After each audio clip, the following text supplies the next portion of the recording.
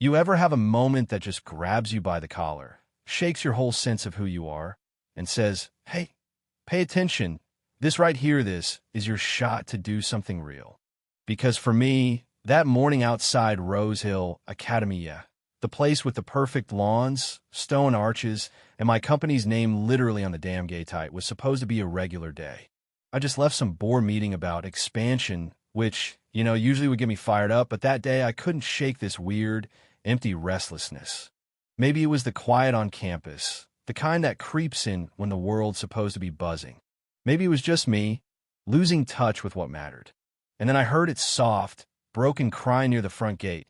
Not the usual kid meltdown, but something raw, almost desperate. So I walk over, and there's this little girl, maybe 6 years old, clutching a blue backpack that looked like it weighed more than she did. Blonde hair in a loose braid, red sweater, those giant red glasses sliding down her nose-esh, wiping her face, trying to hold herself together, but you could see she was about one breath away from falling apart completely. I crouched down and said, "Hey, you all right?" She looked up, startled, voice all shaky as she whispered, "They won't let me in because I'm poor." And man, let me tell you, that sentence hit like a punch to the gut. Not because I'd never heard it before, but because coming from her from a kid who just wanted to go to shul sounded like a confession and an accusation all at once. I asked her name. "Lucy," she says. "Lucy Bennett." She tells me her mom couldn't pay this month, and the school said she couldn't come in till the bill was settled. And I just froze.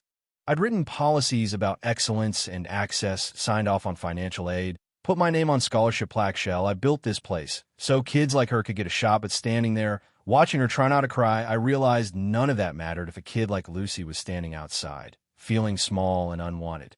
That's the moment, the one where you see your own reflection and it's not what you hoped. So I straightened up, offered her my hand, and said, "Let's go talk to someone. No one should be turned away from school, Lucy. Not ever."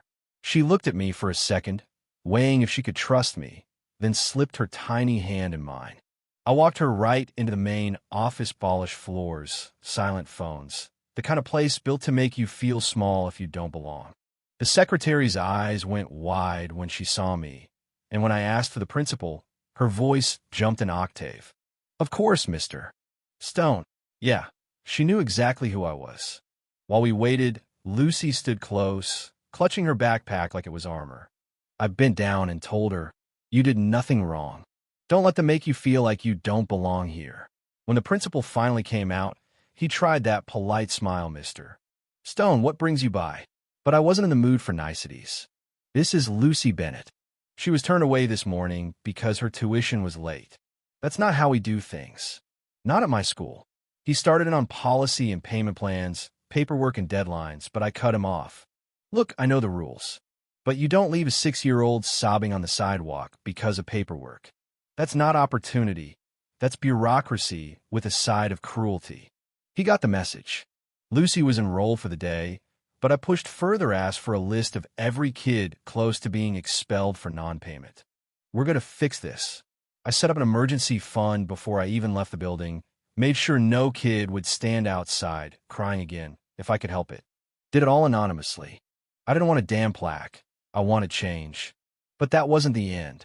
Later that afternoon, I was sitting in my office top floor, glass walls, city skyline, the whole deal, but I couldn't stop thinking about Lucy. Her words, the way she tried to hide how much it hurt. On a hunch, I tracked down her mom's number through some contacts and called.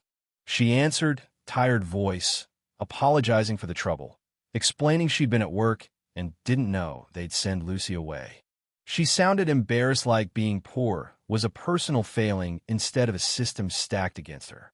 I told her what happened, what I'd done, and offered to meet. The next day, Anna Bennett showed up at the school. She wore jeans and a faded blouse, her grocery store name tag still clipped on, hair pulled back. She was nervous, apologetic, but proud. The kind of person who apologizes for things she didn't cause. I explained the fund, the tuition, all of it, and she just stared at me, half not believing, half scared to believe. "You did all this for Lucy?" she asked. "For kids like her," I told her, but yes, she was the reason I'd finally seen it. She told me about working 2 jobs, about wanting more for Lucy. She didn't want pity, just a shot at something better.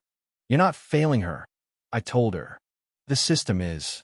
She almost smiled, but then said, no one's ever just helped us, not without wanting something back. I said, I don't want anything. Maybe just a chance to see where this goes. She nodded, and when she left, I felt this strange hope like I'd just stepped out of a gray room into sunlight. And for once, it wasn't about business, it was just right. The days after that, I kept finding excuses to check in. School events, site inspections, anything to see Lucy and Anna. Lucy started thriving first in class for reading, always smiling. Anna took a part-time job in the library, organizing books, making the place feel warmer. One day, I stopped by and found her humming on a ladder, arranging the children's section. We talked about everything: parenting, books, regrets, dreams you bury when you're too busy surviving. I told her about my mom cleaning houses, about my dad working 3 jobs. She listened, really listened, in a way most people don't. There were lighter moments, too. Lunches in the school cafeteria, walks in the community garden, Lucy dragging me into silly art projects or showing off her latest puzzle piece for luck. Sometimes, after a long day, I drive them home through the city, Lucy sleeping in the back, Anna watching the lights. She'd thank me, and I'd say, you already gave me more than I ever expected. Over time, those little moments stacked up. The museum trip where Lucy was beaming, Anna smiling like she'd forgotten how to frown those days, became the highlight of my week.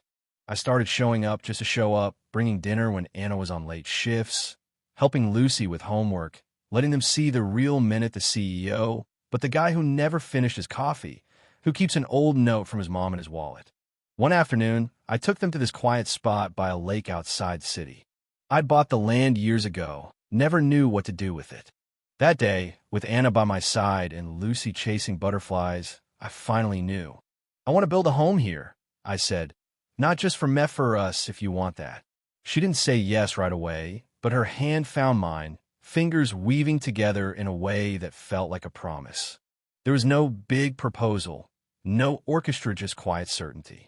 We held a small gathering at the school courtyard to celebrate Lucy in a white dress, twirling with paper flowers, Anna watching with tears in her eyes, not from sadness, but because for once, life was giving back.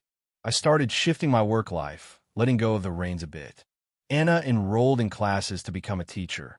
I paid the tuition, not as a handout, but as a bet on her future. The seasons changed. The house went up, room by room. Lucy painted rainbows on the walls. Dinners became rituals, phones off, just laughter and stories. Some nights, I'd sit with Anna, hands tangled under a blanket, thinking how all of this started with a little girl standing alone at a gate, whispering she was too poor to belong. Now, maybe this ending isn't perfect, life never is. But it's real. It's about showing up, letting yourself be changed, and building something that matters. I didn't rescue Anna and Lucy, they saved me too. They made me remember that real wealth isn't about what you have, but who you become for others.